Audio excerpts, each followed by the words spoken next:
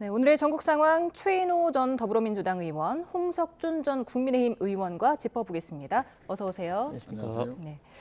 한덕수 대행이 위헌이라는 비판까지 감수하고 헌법재판관 후보 임명을 계속해서 미뤄오다가 지금 마은혁 후보뿐만 아니라 지금 대통령목 헌법재판관 2명까지 지명을 해버렸습니다. 네. 예상하셨습니까? 전혀 예상을 못했죠. 사실 이게 헌법 위반이기도 하고 월권적인 그런 인사 조치를 하리라고는 전혀 생각하지 못했고요.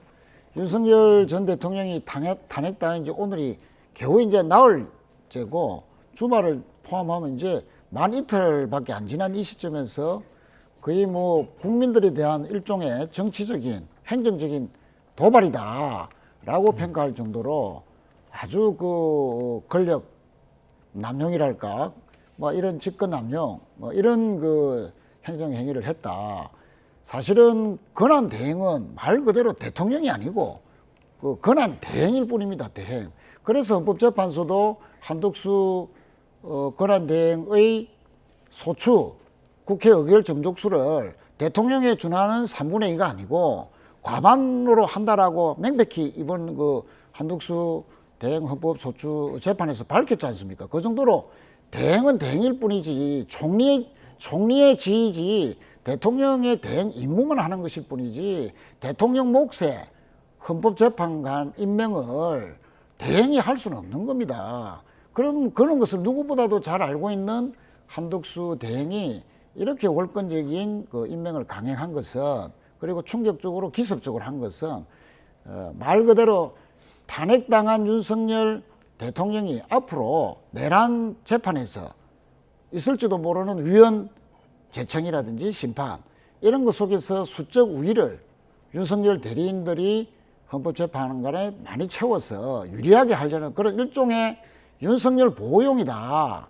저는 그렇게 생각을 하고 빨리 하루라도 지금 적시 좀 철회를 해야 된다. 그렇게 생각합니다. 예, 반론하신다면. 예, 일단 그 전혀 월권도 아니고 전혀 위헌도 아닙니다. 지극히 저는 상식적인 결정이라고 봅니다. 왜냐하면 권한 대행인 대통령이 탄핵 심판 중에 있을 때와 없을 때, 부재 중일 때 완전히 다른 존재입니다. 무슨 말인가 하면 대통령이 탄핵으로 직무 정지에 있을 때 권한 대행은 현상 유지적 어떤 기능밖에 하지 못한다고 합니다. 그렇기 때문에 이전에 한덕수 권한 대행 같은 경우는 헌법재판관들 임명하지 못한다고 이야기했죠. 그런데 지금은 대통령이 파면돼서 대통령이 없는 상황입니다. 그렇기 때문에 권한 대행일지라도 그 이전의 권한 대행하고는 완전히 지금 현재 위치라든지 그리고 해야 될 일이 다른 것이죠. 만약에 지금 한덕수 권한 대행이 임명하지 않으면 지금 헌법재판소는 6인 체제로 아무런 할 일도 못하는 식물헌법재판소가 무작정 이게 지연될 수밖에 없다는 말씀을 드리고 저는 민주당이 시간에 따라 상황에 따라서 말이 이렇게 달라지는 것이 이전에는 한덕수 권한 대행에게 뭐라고 그랬습니까? 임명을 하라고 했을 때 임명 안 했다는 이유로 탄핵까지 했지 않습니까? 그런데 지금은 또 대통령이 없는 상황에 대해서 임명을 한다고 지금 월권이다, 위헌이다 이렇게 말한 것은 전혀 앞뒤 말이 맞지 않는 비판이라고 생각합니다. 그 부분에 대해서 제가 짧게만 말씀드리겠습니다. 예. 저희 그 민주당에서 헌법재판관을 빨리 임명하라 한 것은 헌법재판소 판결에서도 나타다시피 마은혁 이전에 임명한 그 두 분을 포함해서 세 분은 국회에서 선출한 헌법재판관 후보이기 때문에 헌법에 국회에서 선출하면 대통령은 임명해야 된다. 그래서 헌법재판소는 한덕수 국무총리가 임명하지 않은 것은 위헌이다. 대통령으로서의 임무다라고 한 것이죠. 그러나 대통령 몫은 대통령이 해야 되는 것이지 대통령이 탄핵된 이후에 대통령이 없는데 대행이 그런 것을 헌법재판관을 임명하는 것은 그것은 좀 위헌적이고 월권적이라는 겁니다. 저도 딱 잠깐 한 마디 드리겠습니다.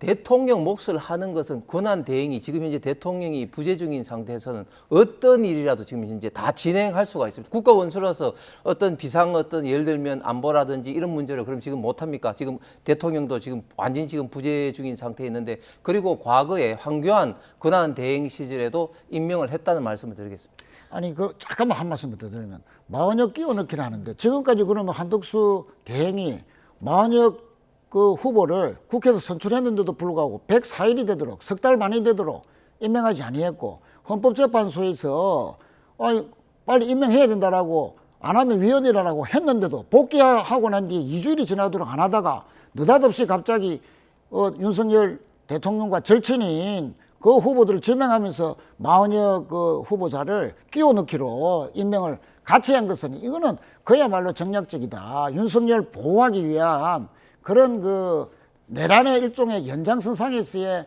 월권적인 행정행위일 뿐이다는 것을 말씀드리겠습니다. 황교안 전 대행도 그때 당시에는 대법관 추천목 아니었습니까? 그렇습니다. 대통령 몫은 아니었잖아요. 네, 그렇습니다. 네. 네. 지금 한덕수 대행은 경제부총리에 대한 탄핵안이 언제든지 국회 본회의에서 의결될 수 있는 상태다. 그리고 경찰청장 탄핵 심판이 역시 아직 진행 중이다 하면서 이런 상황에서 헌재 결혼 사태가 반복돼서 헌재 결정이 지연되면 안 된다. 이런 이유를 들었습니다. 네. 그런데 마은혁 후보자만 지명하더라도 7인 체제에서는 심리가 가능한 거 아닙니까? 네, 그렇습니다. 그런데 이제 문제는 뭐냐면 이 마은혁 후보자에 대해서는 지금 여야의 어떤 합의 문제라든지 여러 가지 정치적인 논쟁 사항이 있습니다. 그렇기 때문에 지금까지 한덕수 권한대행은 물론이고 최상목 권한대행까지도 임명하지 않았죠. 그런데 지금 이제 한덕수 권한대행이 이제 임명을 하면서 대통령 지명목까지 같이 이제 임명을 한 것이죠. 그런데 지금 이제 임명권에는 분명히 대통령과 권한대행이 재량이 있습니다. 그렇기 때문에 이 언제 임명하느냐 또 임명 대상자의 어떤 문제가 있느냐 이렇게 살펴보는 것은 지극히 당연하다. 그렇게 시간을 두고 왜 지금 임명을 하느냐 일주일 전에 임명을 하지 않느냐 이렇게 시간을 두고 이렇게 논쟁을 한다는 것은 임명권자의 어떤 재량행위를 저는 침범하는 것이다. 그 정도의 재량행위는 당연히 행정부이자 임명권자에 당연히 있다는 말씀을 드리겠습니다. 예, 민주당에서는 권한쟁의 심판, 효력정지 가처분 등을 이제 검토하겠다고 했는데 실제로 행사할 가능성이 있을까요? 그렇습니다. 지금 이제 법률적 검토를 하고 있고요. 가처분을 비롯해서 권한쟁의 심판 다 준비를 하고 있습니다. 한덕수 권한대행이 아까도 말씀드렸듯이 헌법 113조 3항에 보면 헌법재판관 구인은 대통령목 3인, 대법원장 3인, 국회 3인으로 되어 있습니다. 그렇습니다. 국회에서 선출한 헌법재판관 후보는 그냥 소극적 권한, 절차적 권한으로서의 대통령의 임명 권한만 있을 뿐입니다. 그래서 헌법재판소는 빨리 국회에서 선출했기 때문에 무조건 임명해라라고 헌법재판소에서 판결을 내렸지 않습니까? 그래서 마은혁은 당연히 이제 진작에 임명됐어야 되는 것이고 대통령 몫이라는 것은 아까도 말씀드렸듯이 대행은 공식적인 법적 지위는 국무총리일 뿐이고 그 임무만 대행이 하는 겁니다. 그래서 대통령의 몫은 대통령만이 행사할 수 있는 것이죠. 어떻게 대행이 그렇게 헌법재판관 후보를 대통령 몫으로 할 수 있겠습니까? 그래서 우리는 위헌적이다, 위법적이다, 또 직권 남용이다 하는 그 헌법적 또 행사법적 이런 부분에서 적극 검토하고 있고 법률 검토가 마무리되는 대로 하여튼 이런 권한을 스스로 취소하지 않으면 어떤 법적으로라도 할 수밖에 없는 취소할 수밖에 없는 상황을 만들도록 지금 적극 강구하고 있는 것으로 알고 있습니다. 네. 한덕수 대행은 그동안 수많은 의견을 듣고 숙고한 결과다 이러면서 헌법재판관 임명의 이유를 설명했는데요. 과거 지난해 12월 한 대행의 목소리와는 조금 달라진 양상입니다. 듣고 오겠습니다. 여야가 합의하여 안을 제출하실 때까지 저는 헌법재판관 임명을 보류하겠습니다. 헌법기관 임명을 포함한 대통령의 중대한 고유권한 행사는 자제하라는 것이 우리 헌법과 법률에 담긴 일관된 정신입니다. 네. 지난해 12월 26일 네. 대국민 담화 때 나왔던 얘기인데 대통령의 중대한 고유권한 행사는 자제하라는 게 헌법의 일관된 정신이다 이렇게 밝혔거든요. 네. 그렇기 때문에 가장 형식적인 권한 행사조차 안 했던 한덕수 대행이 지금 가장 적극적인 권한을 행사하는 거 아니냐 이런 비판이 나오고 있습니다. 그러니까 이제 제가 좀 전에 이야기한 것처럼 권한 대행이라도 당시의 권한 대행과 지금의 어떤 권한 대행은 완전히 다른 그러니까 지위와 어떤 정치적인 어떤 권한이 다른 어떤 권한 대행이 되는 것이죠. 즉 당시에 방금 그 화면에 나왔던 권한 대행은 대통령이 직무 정지 중이지만 언제라도 탄핵 심판의 결과에 따라서 직무를 복귀할 수 있는 권한대행입니다. 그렇기 때문에 권한대행이 함부로 막 인사권을 한다든지 정책을 바꾼다든지 그렇게 됐을 때 대통령이 돌아오면 거기에 대한 충돌이 있지 않습니까? 그렇기 때문에 임시적, 현상적 어떤 유지 기능만 하고 그리고 공무원이라든지 공공기관 임명권도 장관 이하를 임명하도록 그렇게 되어 있습니다. 그런데 지금은 권한대행이라도 당시 권한대행과는 완전히 다릅니다. 대통령이 파면돼서 지금 이제 없는 상태죠. 부재 중인 상태죠. 그렇기 때문에 당시 권한대행하고는 완전히 지금 입장과 그리고 행사할 수 있는 여러 가지 어떤 사항이 다르다. 그렇기 때문에 적극적인 인사권도 행사를 해야 되고 특히 비상시국이라든지 정책 결정에 있어서도 당시보다는 지금은 훨씬 더 적극적인 행사를 해야 될 의무와 저는 권한이 있다고 봅니다. 예, 대통령 거리 상태이기 때문이라는 주장에 대해서는 어떻게 생각하십니까? 글쎄요. 그 석 달 전에 대통령이 탄핵 소추된 상황에서는 뭐 또 소극적인 권한을 행사할 수 있고 대통령이 사라진 그런 상태에서는 적극적인 권한을 행사해야 된다. 아니 대행이 그냥 대행이지 그게 어떻게 두 달 전, 석 달 전하고 지금하고 달라졌는지. 오히려 대통령이 사라졌기 때문에 지금의 권한 대행은 이제 사라진 대통령이 없는 상태에서의 권한 대행이기 때문에 오히려 더 불편부당하게 중립적으로 모든 일을 그렇게 처리를 해야죠. 누가 봐도 편파적인 인사. 지금 그 재판관 한 분은 임명된 재판관 한 분은 지금 완전히 윤석열 대통령의 후보 당시에 법률 대리인의 역할을 했고 국민의힘에 당적을 가졌던 사람입니다. 아니 그래서 그 보수적인 성향을 가졌다 하더라도 그렇게 많은 보수 성향의 재판장 후보 중에서 어떻게 그렇게 하필 윤 대통령과의 특수관계에 있었던 그리고 국민의힘 당원이었던 분을 이렇게 중립적인 요구를 받는 이 엄중한 시점에서 논란을 갖다가 어쨌든 야기시킬 수밖에 없다는 걸 알면서도 그렇게 한다는 것은 이것은 국민들에 대한 일종의 행정적인 어떤 도발 행위다. 정말로 한덕수 총리가 이런 식으로까지 저는 할 줄은 정말 상상도 못했고요. 거듭 말씀드리지만 헌법 위반입니다. 직권 남용입니다. 즉각 취소해야 됩니다. 지금 말씀하신 대로 오늘 지명된 후임자로 지명된 이완규 법제처장이 지금 윤석열 전 대통령과 사법연수원 동기이면서 절친한 사이로 알려지지 않았습니까?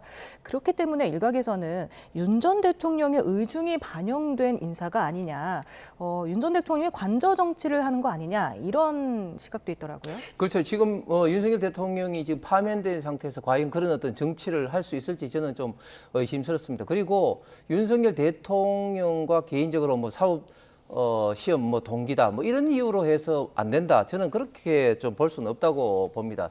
다시 말씀드리지만 제가 방금 대통령이 있을 때, 즉 파면 중이지만 직무 정지에서 돌아올 가능성이 있을 때와 그리고 거리가 된 부재 중인 상태의 권한 등은 완전히 다르다는 게 헌법을 조금이라도 아시는 분들의 공통적인 생각입니다. 이것은 뭐 어떤 정치적 입장에서 말씀드린 게 아니고요. 그다음에 지금 만약에 이런 식으로 그 공공에 있던 인사를 하지 못한다. 지금 민주당에서는 공공 인사를 하지 마라 이런 식으로 이야기를 하는데 그러면 수많은 어떤 공무원들 인사라든지 관련된 어떤 임명이라든지 이런 거를 그럼 하지 말라는 말은 국가 기능이 지금 마비되는 겁니다. 지금 민주당은 마치 벌써 정권을 잡은 것처럼 모든 어떤 인사권은 민주당에서 다 해야 되겠다 이런 어떤 욕심으로 하지 마라 하는데 그것은 국가의 어떤 기능을 마비시키기 때문에 정말 지나친 어떤 요구이다, 비판이라고 봅니다. 예, 이완규 법제처장 윤 전 대통령과 친분이 깊은 것으로 알려져 있죠. 안가 회동에도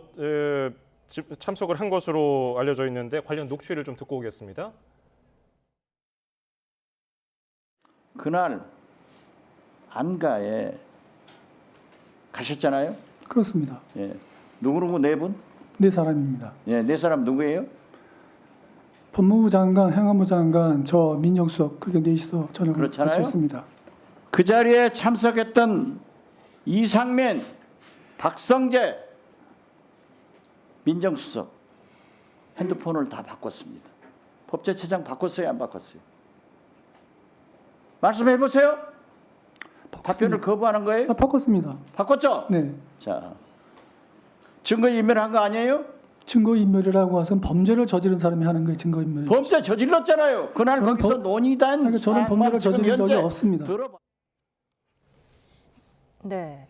이 때문에 한민수 민주당 대변인은 이완규 법제처장은 내란죄로 공수처에 이미 고발돼 있어서 헌법재판관 자격이 없는 무자격자다 이렇게 비판을 했거든요. 어떻게 들으셨습니까? 그렇습니다. 계엄 해제가 된 시간이 12월 4일 날 새벽 1시경이었죠. 그런데 그날 바로 거의 만 하루도 안 돼서 법과 관련된 법무부 장관, 행안부 장관, 청와대 대통령실 민정수석 그리고 법제처장이 모여서 안가에서 회동을 했다. 그런데 그때 기자들이 그 뒤에 알고 이상민 장관에게 묻습니다.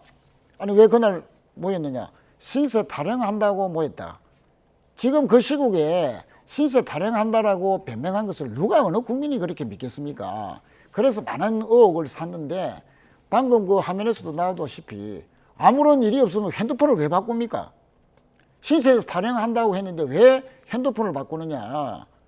그런 도저히 납득할 수 없는 변명을 했는데요. 실제는 내란 이후에 그 내란이 적법했느냐 안 했느냐를 그리고 내란이 아니도록 뭔가 도모를 하려고 꾸미려고 그 모임을 했다면 사후 내란 동조죄가 되는 것이고요.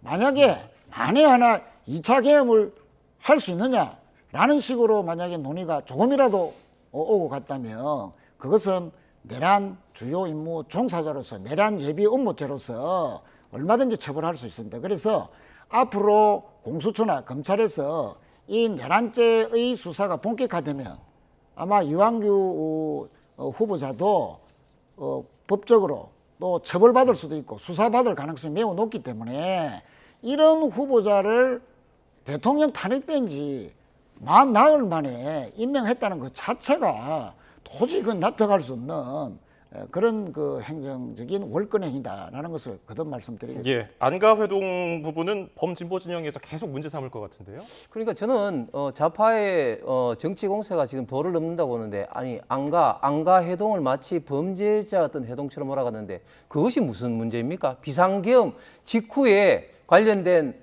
장관들이 모여서 이야기를 하는 게 그게 문제입니까? 좀 전에 최 의원께서 2차 비상계엄 말씀을 하셨는데 2차 비상계엄을 논의한다면 당연히 국방부 장관이 그렇게 해야 됩니다. 국방부 장관이 없는데 무슨 2차 계엄 논의를 합니까? 전혀 말이 안 되는 상황이죠. 그렇기 때문에 저는 안가 해동을 명분으로 해서 지금 이완규 법제처장이 부적격자다 이렇게 저는 말하는 것은 전혀 일리 있는 그런 비판이 아니다고 말씀을 드리고 또 지금 민주당은 윤석열 대통령 파면이 된 것이 곧 내란이 입증된 것처럼 자꾸 이야기를 합니다. 지금 그거하고는 전혀 다르죠. 헌법재판소는 내란이 입증됐다는 이야기는 한마디도 하지 않았습니다. 지금 이제 형사법으로 지금 이제 재판을 받고 있고 그것도 지금 담당 재판장이 절차적인 어떤 문제점으로 인해서 대통령을 구속 취소를 지금 현재 한 상태입니다. 그렇기 때문에 자꾸 내란으로 자꾸 몰아가는 것은 현재 이제 재판을 1심이 진행되고 있는 이런 상황에서 지나치게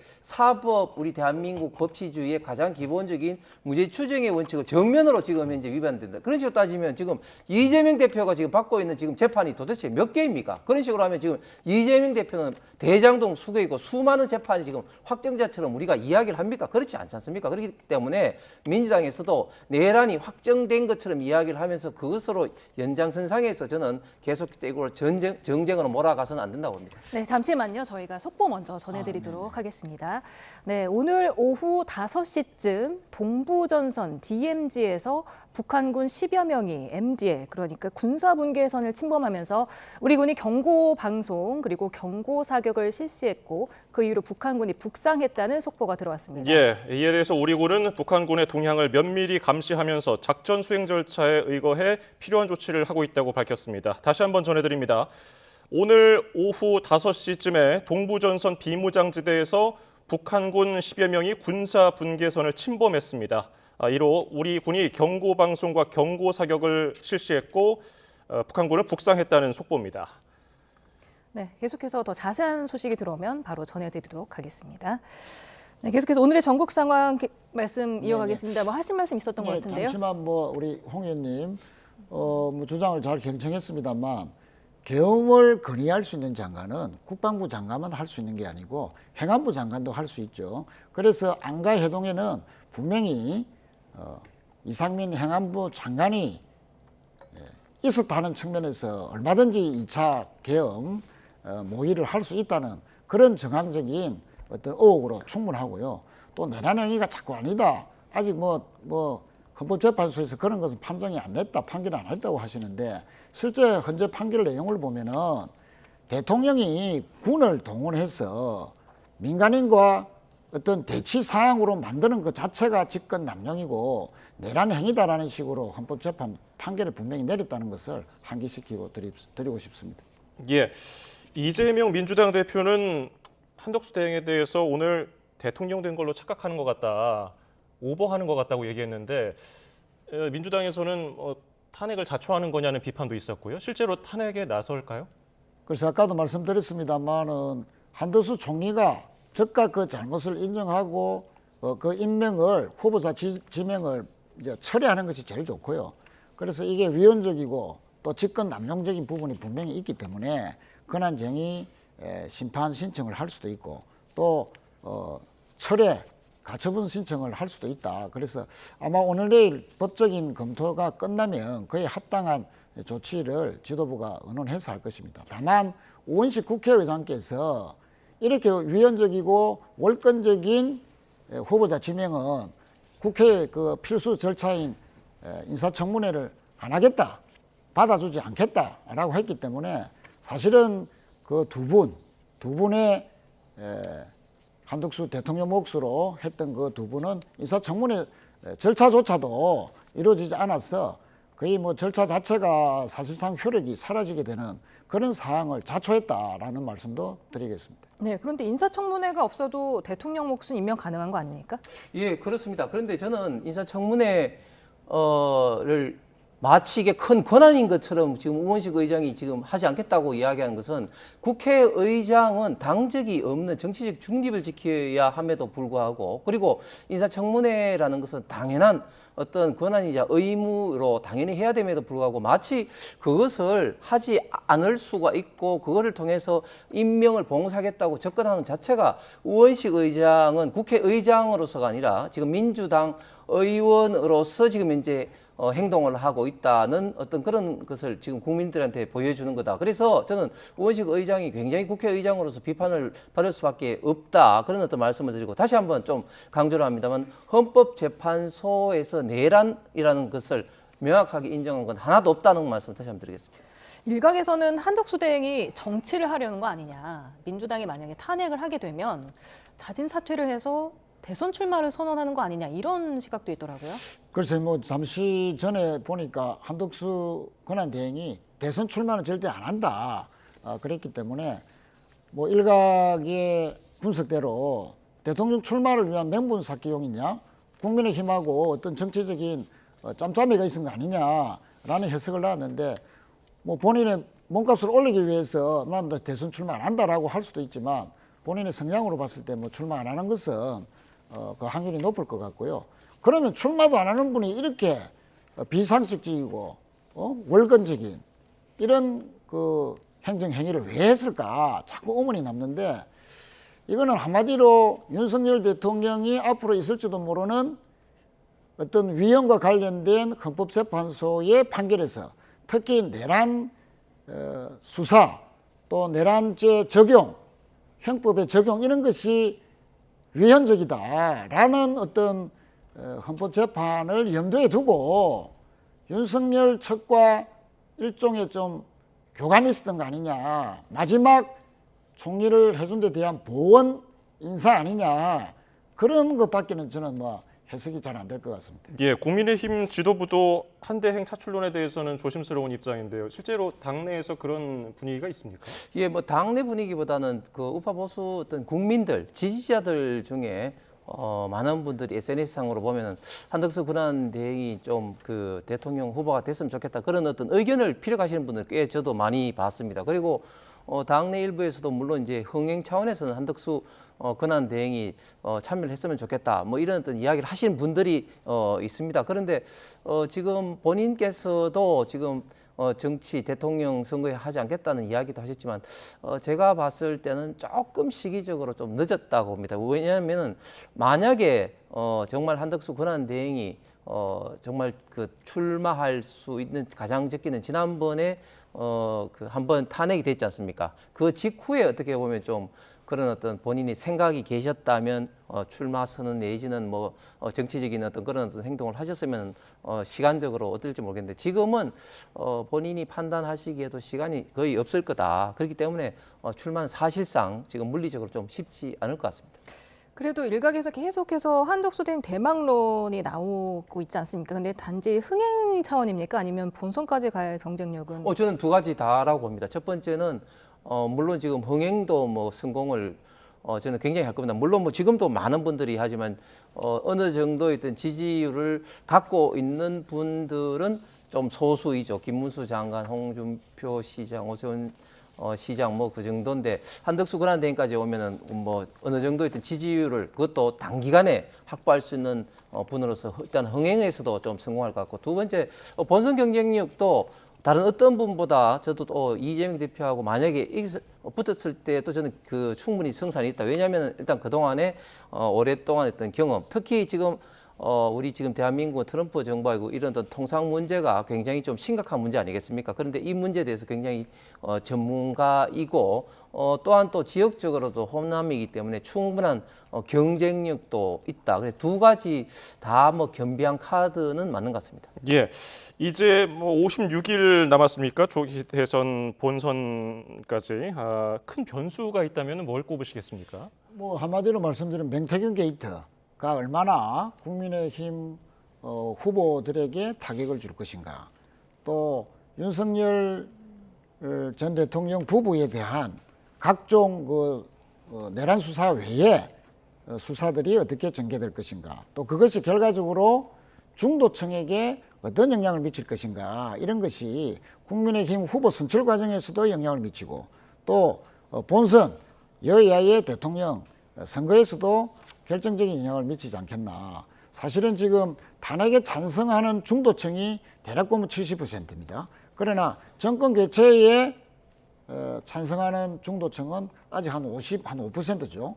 자, 그 정도로 본다면은 15%의 정권 탄핵에는 찬성하면서도 정권 교체에는 아주 유보적인 약 10에서 15%의 이 중도층이 맹태균이나 또는 이제 윤석열 부부의 도이치 모터스 주가 조작 사건이라든지 명품백 사건, 또 최혜병 어떤 외압 사건, 이런 부분의 수사가 본격화 됐을 때 과연 중도층에게 어떤 영향을 미쳐서 또 맹태균 게이트와 어떤 연루가 된 국민의 후보는 중도에서 탈락할 수도 있겠고, 또 국민의힘 전체로 보면은 이런 맹태균 게이트로부터 자유롭지 못하다.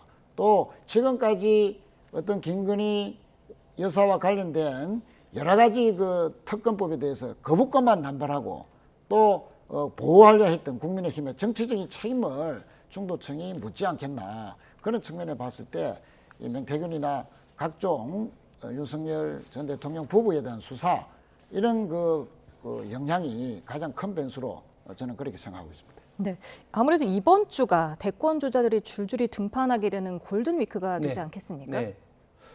지금 저희 당 같은 경우는 뭐 많은 분들이 지금 출마하기 때문에 방금 앵커께서 말씀하신 이번 주에 가장 많은 분들이 이제 출마를 할 것 같습니다. 앞으로 이런 어떤 경선 과정에 저희 당 같은 경우는 1차 예비 경선을 치르고 그다음에 이제 본 경선을 이제 치르게 됩니다. 이 본 경선에 3명을 할지 4명을 할지 정해지지 않은 상태고, 그리고 지금 현재 그 경선 룰은 50대 50으로 이제 당원 50, 여론조사 50인데 그 일반 여론조사 50에 어떤 뭐 역선택 방지 조항이라든지 뭐 그런 어떤 것들을 어떻게 하느냐가 경선 룰 정하는 데 굉장히 좀 중요한 포인트가 될 것 같습니다. 지금은 물론 이재명 지금 대표가 여론조사상으로는 높지만 저는 앞으로 이재명 대표는 지금 이제 박스권에 갇혀 있고, 특히 이재명 대표의 수많은 어떤 사법 리스크를 비롯해서 어떤 비호감, 그리고 민주당이 지금 입법부도 장악하고 있는데 행정부까지 장악을 했을 때 민주당의 어떤 독재로 인한 국가적인 어떤 문제가 많이 발생할 거라는 것은 국민 모두가 지금 이제 크게 우려하는 바입니다. 그런 어떤 입장이기 때문에 국민의힘에서 이런 경선 과정을 통해서 컨벤션 효과가 이제 일어나게 되면 저는 뭐 지금 현재 어떤 차이가 나고 있는 뭐 여론조사상의 어떤 차이는 뭐 쉽게 극복하리라 봅니다. 앞으로 큰 이슈가 되는 것은 조금 전에 말씀드렸듯이 경선 룰이라든지 경선 과정에서 큰 잡음 없이 이제 진행되는 것, 그리고 또 뭐 개헌이라든지 지금 현재 문제가 되고 있는 여러 가지 어떤 이슈들을 어떤 당이 어떤 후보가 유리한 어떤 입장에 서느냐, 그리고 이재명 대표에게는 아직까지도 사법적인 리스크, 즉 공직선거법에 지금 대법원에 지금 상고가 돼 있기 때문에 이런 어떤 파기 재판의 가능성이라든지 이런 어떤 큰 이슈, 사법적인 이슈가 앞으로의 어떤 경선, 대선 과정에 큰 어떤 영향적인 요소가 될 거라고 생각합니다. 예, 민주당은 경선 일정이 아직 구체적으로 나온 건 없는 것 같은데 내일 이재명 대표가 사퇴하면 그때 좀 속도가 붙을까요? 그렇습니다. 내일 이제 이재명 대표가 사퇴하고 이번 주말쯤에 예비 후보들의 어떤 룰 미팅이 있고, 그래서 당원 당규대로 당원 50% 또는 나머지 50%를 국민 여론조사로 할 것인가, 아니면은 선거인단 모집으로 할 것인가, 또는 새로운 방식으로 할 것인가, 이런 룰에 대한 확정이 아마 있을 거로 봐집니다. 그래서 룰이 확정된과 동시에 각 후보들이 출마 캠프를 이제 구체화시키고 또 출마 행보를 본격화할 것인데, 우선 뭐 내일부터 김동연 경기도지사가 대권 후보를 선언하는 등 출마 러시가 이번 주에 본격적으로 있을 것으로 봐집니다. 네, 안철수 의원은 오늘 광화문 이순신 동상 앞에서 출마 선언을 했고, 유정복 인천시장은 내일 메가더 장군 동상 앞에서 출마를 선언한다면서요? 네, 사실 출마 선언하는 것이 뭐 상징적이고 특히 또 본인과 좀 맞는 장소이기 때문에 굉장히 많은 고민을 하게 됩니다. 그렇기 때문에 지금까지 가장 많이 선택을 하는 것이 국회였죠. 뭐 미니 전당이라고 하는 국회에서 했는데, 오늘 안철수 의원 같은 경우는 이제 이순신 장군 동상 앞에서 한 것은 아무래도 국익의 영웅인 어떤 이순신 장군처럼 지금 대한민국이 굉장히 어려운 절체절명의 어떤 위기 상황에 있기 때문에 본인이 이런 어떤 위기를 구하겠다. 그리고 또 본인이 말씀하신 것처럼 지금 우리나라의 가장 큰 위기가 4차 산업혁명 시대에 지금 대응하는 거, 그리고 뭐 지금 1단계는 1단락은 좀 되고 있습니다만 여전히 어려운 문제라든지 이런 어떤 문제는 또 안철수 의원 본인이 또 강점이 있기 때문에 제가 봤을 때는 좀 시의적절하게 뭐 장소를 선택하신 것 같고, 또 메가더 장군 역시 정말 북한의 남침으로부터 한반도가 적화되기 바로 직전에 인천 상륙 작전을 한 메가더 장군의 그런 어떤 또 우리나라를 구하는 어떤 그런 이미지, 특히 인천에 있기 때문에 인천시장으로서 있던 의미를 살리기 위해서 그곳에서 하지 않았나 싶습니다. 앞으로 많은 분들이 아마 국회 소통관에서 이제 이런 그 출마 선언을 하는데, 그래서 지금 때 아니게 지금 여의도에서는 지금 선거 사무실을 구한다고 다들 지금 바쁘신 것 같습니다. 예. 이재명 대표는 캠프 구성을 어떻게 할까? 비명계도 참여시켜서 통합형으로 만든다는 얘기가 있던데요. 그렇습니다. 일단 경선 캠프는 가장 작고 효율적으로 꾸린다, 뭐 그런 방침을 세운 걸로 알고 있고요. 특히 전면에 내세우는 분들이 그동안 이재명 대표와 가깝다 또는 뭐 친명이다 하는 그런 분류되었던 분들은 좀 뒤로 빠지고 중립지대에 있거나 심지어 뭐 비명계 인사들도 대구 중용될 것으로 봐서 통합형 경선 선대위가 꾸려지지 않겠나, 그렇게 봐집니다.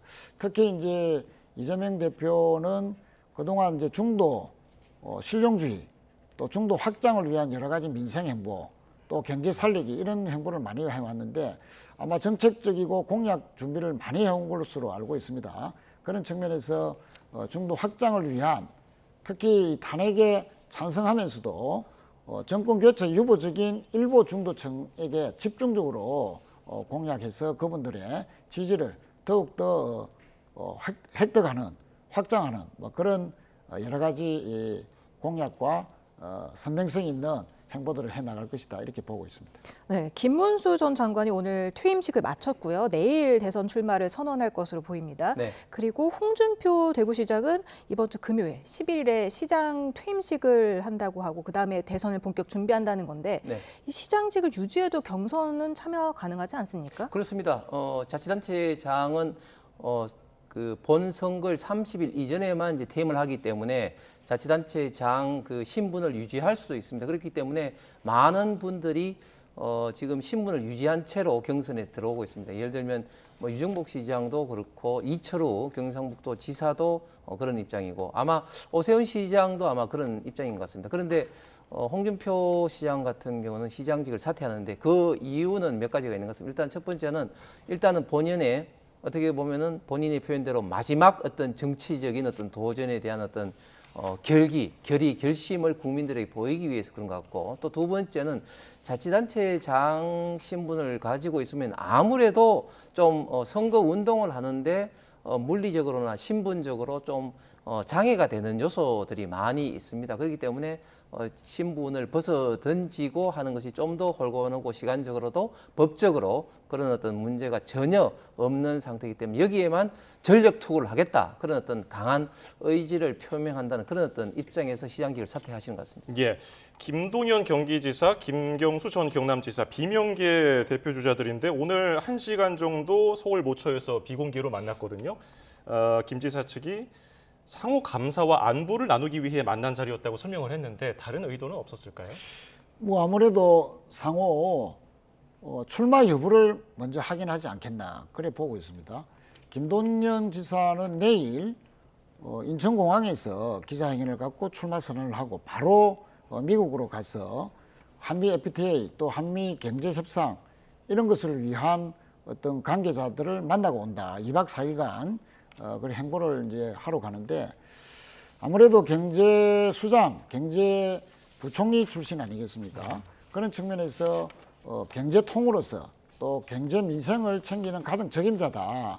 막 그런 것을 내세우는 측면에서 김경수 지사가 아직 출마 선언을 아직 공식화를 안 했기 때문에 예. 과연 출마를 할 것인가? 막 그런 측면에서 의사타전을 했고 김경수 지사도 뭐 가장 젊고 또 여러 가지 측면에서 부드러운 카리스마를 또 자랑하기 때문에 김경수 지사 전 지사도 또 문재인 대통령의 어떤 후광이랄지 뭐 그런 측면에서는 또 장점이 있다 이렇게 보고 그런 문재인 대통령과의 관계에서 두 분의 관계 설정을 어떻게 할 것인가. 그래서 뭐 동생이 좀 양보해달라 또는 형님이 양보해달라 뭐 이런 이야기까지 오갈 줄은 모르겠습니다만 예.